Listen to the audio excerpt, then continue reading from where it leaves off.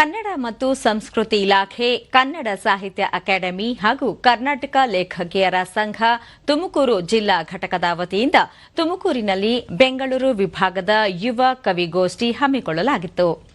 ಕಾರ್ಯಕ್ರಮವನ್ನು ಕರ್ನಾಟಕ ಸಾಹಿತ್ಯ ಅಕಾಡೆಮಿ ಅಧ್ಯಕ್ಷ ಎಲ್ಎನ್ ಮುಕುಂದರಾಜ್ ಉದ್ಘಾಟಿಸಿದರು. ಈ ವೇಳೆ ಕರ್ನಾಟಕ ಲೇಖಕಿಯರ ಸಂಘದ ಅಧ್ಯಕ್ಷರಾದ ಮಲ್ಲಿಕಾ ಬಸವರಾಜು, ತುಮಕೂರು ಜಿಲ್ಲಾ ಆಸ್ಪತ್ರೆಯ ಡಾ ಆಸ್ಕರ್ ಬೇಗ್, ಅಕಾಡೆಮಿಯ ರಿಜಿಸ್ಟ್ರಾರ್ ಎನ್ ಕರಿಯಪ್ಪ ಮತ್ತಿತರರು ಉಪಸ್ಥಿತರಿದ್ದರು.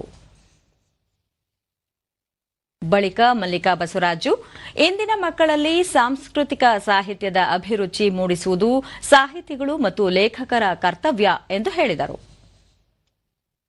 ನಮ್ಮ ಸುತ್ತಲಿನ ಆಗುಹೋಗುಗಳಿಗೆ, ತಲ್ಲಣಗಳಿಗೆ, ತವಕಗಳಿಗೆ ಅವಲೋಕಿಸ್ತಾ ಬೇರೆಯವರ ನೋವನ್ನು ನಮ್ಮದೇ ಅಂತ ನಾವು ಫೀಲ್ ಮಾಡಿದಾಗ ನಾವು ಒಂದು ಸಮಷ್ಟಿಯ ನೆಲೆಯಲ್ಲಿ ಕಾವ್ಯವನ್ನು ಕಟ್ಟೋದಕ್ಕೆ ಸಾಧ್ಯ ಆಗ್ತದೆ ಅಂತ ನಾನು ಭಾವಿಸ್ತೇನೆ.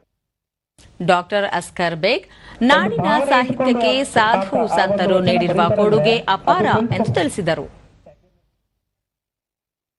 ಒಂದು ಕವಿತೆ ಬರೀತೀರಾ, ಯಾವ ಅರ್ಥದಲ್ಲಿ ಬರೀತೀರಾ, ಆ ಒಂದು ಕವಿತೆಯನ್ನು ನೀವು ಇಂಥ ಕವಿಗೋಷ್ಠಿಯಲ್ಲಿ ಬಿಚ್ಚಿಟ್ಟು ನೀವು ಆ ಕವಿತೆಯ ಸಾರಾಂಶ ಹೇಳಿದ್ರೆ ಮಾತ್ರ ಆ ಕವಿತೆಯ ಅರ್ಥ.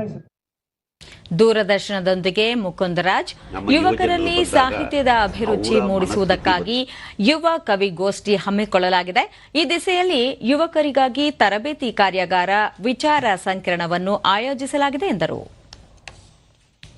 ಹಾಗಾಗಿ ನಾವು ನನ್ನ ತರುಣ ಸಮುದಾಯಗಳನ್ನ ವಿನಂತಿ ಮಾಡೋದೇನು ಅಂದರೆ, ದಯಮಾಡಿ ಮೊಬೈಲ್ನ ಬಿಡಿ.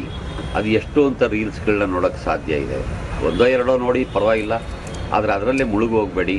ಅದು ಒಂದು ರೋಗವಾಗಿ ನಮ್ಮನ್ನು ಆವರಿಸ್ಕೋಬಾರ್ದು ಅನ್ನೋ ಕಾಳಜಿ, ಎಚ್ಚರಿಕೆ ನಮಗಿರಬೇಕು.